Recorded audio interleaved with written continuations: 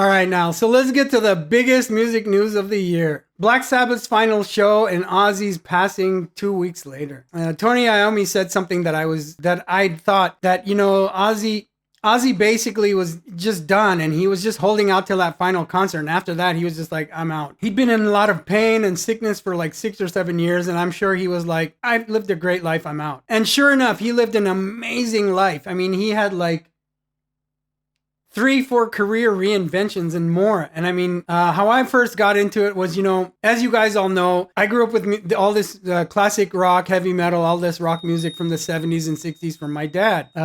When he lived in India, before we moved to Los Angeles, I was listening to Rainbow, Deep Purple, and Led Zeppelin. And my dad loved Elvis, so I heard Elvis too. Of course, one of the original rock and roll rebels. Well, actually, okay, Chuck Berry and Little Richard were the first rock and roll rebels, of course, but they inspired Elvis, and he was the first big rock and roll rebel to really push rock and roll out into the world. So I really grew up listening to all this stuff from my dad, great music, and also my grandmother, his mom, was active in all the religious festivals in India, in New Delhi, and she was organizing them, and she used to act in these ancient classic Indian story tales and stuff, and we would go see the Ramayana, Mahabharata, and all these things. And because she was, the revered elder of the scene, she would take me backstage to meet everybody, and I was like meeting the person who played Ram in the Ramayana, or all these people. It was just, I didn't understand what the thing of it back then, but to me it was just like amazing, wow. And I wanted to do this, and that whole thing. And my aunts and other family members were the classical dancers. We would have bands rehearse in our house. And I remember one time I broke the band decided to leave their stuff in there, and I decided to sneak into this room because it was somebody forgot to lock it, because they knew I would go in there and break something. So of course I went in there and started playing around with all this stuff, and the drums are open. I was like, oh my God, I was going crazy.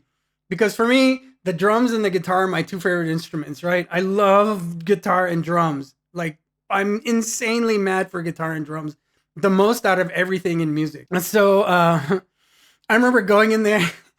The drums are covered with a sheet, so I decided to take it off with the sheet. I think my parents, family, everybody went somewhere, and somehow this room just happened to be unlocked. And I went in there, and I remember I was hitting the stuff with the drum parts and hitting the drums. And then, there's on the hi-hat of the drum, right?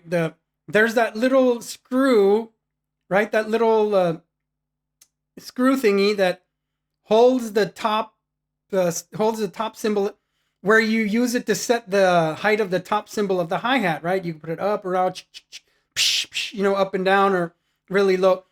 So there was that thing, and what I was doing, I was hitting the hi-hat, and bang! I hit that screw and broke it.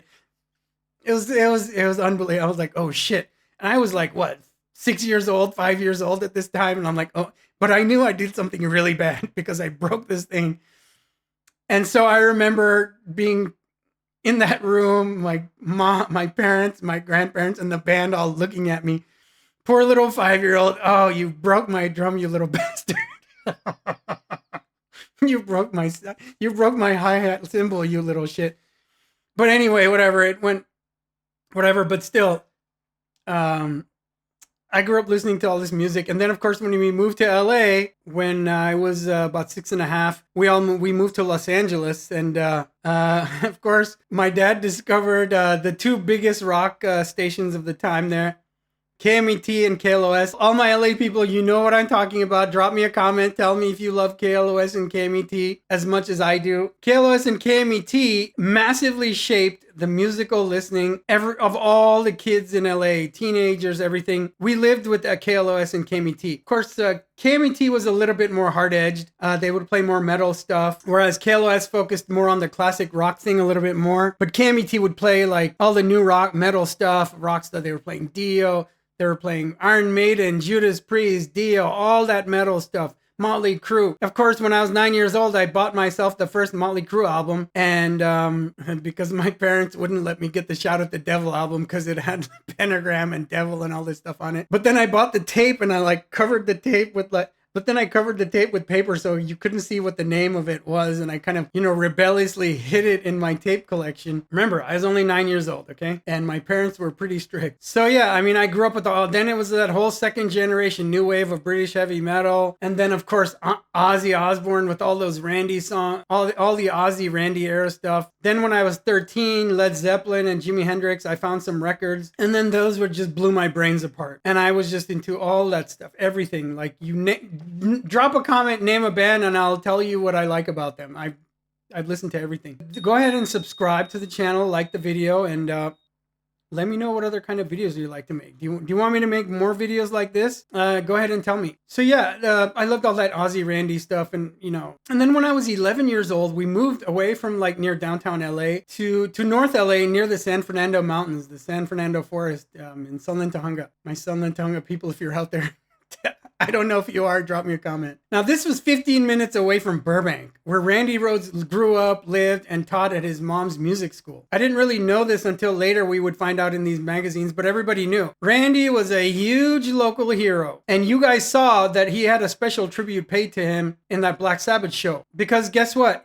If it wasn't for Randy, Ozzy's career would have died after Black Sabbath, and he would have probably overdosed, died, killed himself, who knows what. But Randy came along and re-sparked his entire life. And you guys know, all guitarists know how much of an influence Blizzard of Oz, Diary of a Madman, and Tribute are to us. How important those albums are to us. That insane tone, that intensity, those classical influenced melodies, which took rock to a whole different place, which was so innovative and unique. And he was so like, he was a powerful, intense, complete master of the guitar.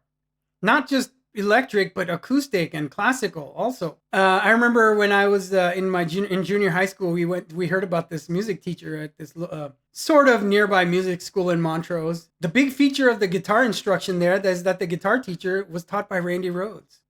Because that place was like, Montrose is only like 7 or 8 minutes away from Burbank. And so we went there and we met him and we talked and we were like, wow, this guy got lessons from Randy Rhoads. And it was pretty mind blowing for, like a teenager at that point. It was just amazing. Everything he did was so amazing. And I still keep going back to those albums again and again over the years. Every now and then I'll hear Over the Mountain. I'm like, oh shit, time to pull out Diary of a Madman. I'll hear I Don't Know. Oh shit, time to pull out Blizzard of Oz. Oh, Not Much Excuse. Pull out Tribute. And you'll get great stuff from both of them. Tribute came out and it's like, oh my God, live Randy Rhoads. Live Randy Rhoads. It was unbelievable. My favorites were like, I Don't Know, Believer, Little Dolls, Flying High Again, Over the Mountain. Over the Mountain was just, it's still one of my favorite songs of all time. It's so heavy. That riff is just bonkers. Everything in there is amazing. The guitar solos, the recording, the tones, how he recorded his guitar parts. Everything is just classic stuff that every guitarist should know.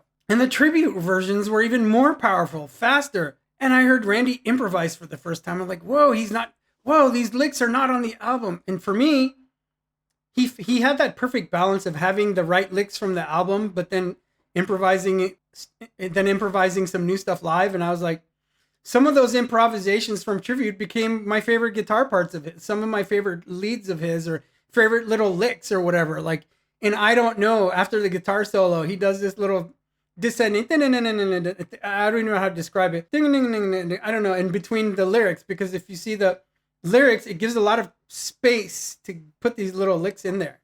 And I just love that. It was the perfect balance. So,